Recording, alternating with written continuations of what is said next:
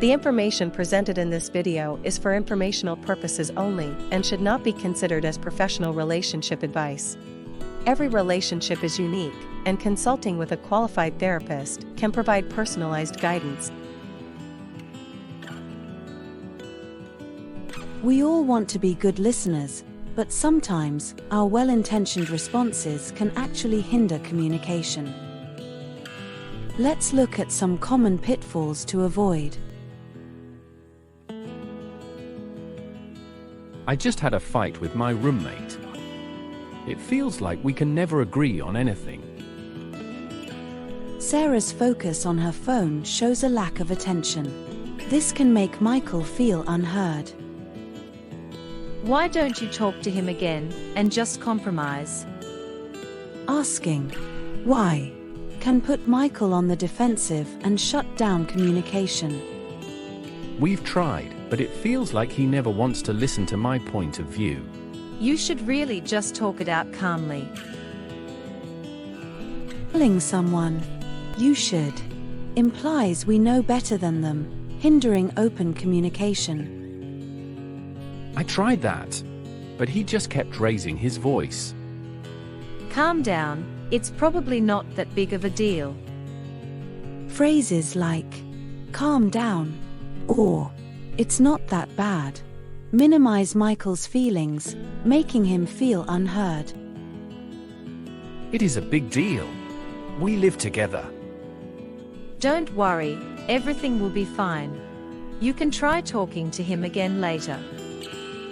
Reassurance without listening first shuts down the conversation.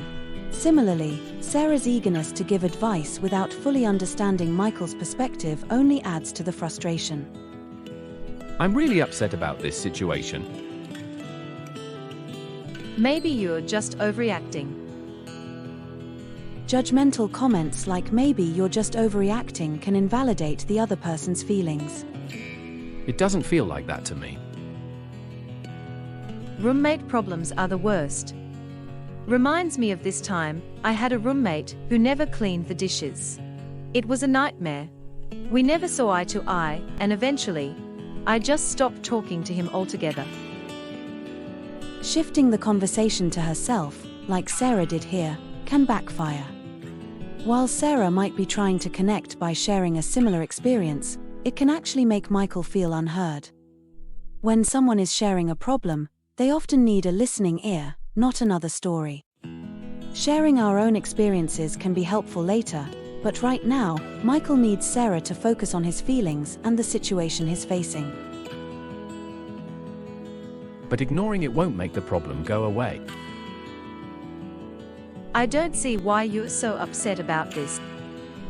Invalidating someone's feelings by saying "I don't see why you're so upset" dismisses their emotions. Let's break down Sarah's responses and see how they might be hindering this conversation. Lack of attention. Glancing at her phone sends the message that Michael's concerns aren't important. Active listening requires giving your full attention to the speaker. Asking why. This can put Michael on the defensive. Instead of inviting him to elaborate, it might make him feel like he needs to justify his feelings. Implying she knows better. Telling Michael "you should just talk it out" calmly implies Sarah has the solution and undermines his efforts. Minimizing feelings.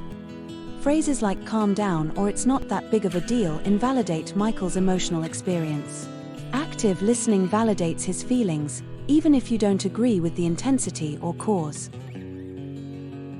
Premature reassurance. Reassuring Michael before understanding the situation shuts down the conversation. Michael may feel that Sarah doesn't understand or want to hear him out. Interrupting. Interrupting constantly prevents Michael from fully expressing himself and hinders a genuine connection. Shifting the focus. Talking about her own roommate experience steers the conversation away from Michael's situation. Active listening keeps the focus on the speaker's experience. Judgmental comments. Phrases like "maybe you're overreacting" invalidate Michael's feelings. Active listening avoids judgment and focuses on understanding his perspective. And lastly, invalidating emotions. Saying "I don't see why you're so upset" dismisses the emotional weight of the situation for Michael. Active listening acknowledges his feelings as valid, even if you don't understand them completely. By avoiding these pitfalls, Sarah can create a safe space for Michael to share his feelings and work towards a solution together. Remember, active listening is about understanding, not fixing. Avoid interrupting, giving unsolicited advice, or minimizing feelings. Focus your attention, show empathy, and ask clarifying questions. In the next video, we'll delve deeper into the world of active listening and explore some practical techniques you can use to become a better listener.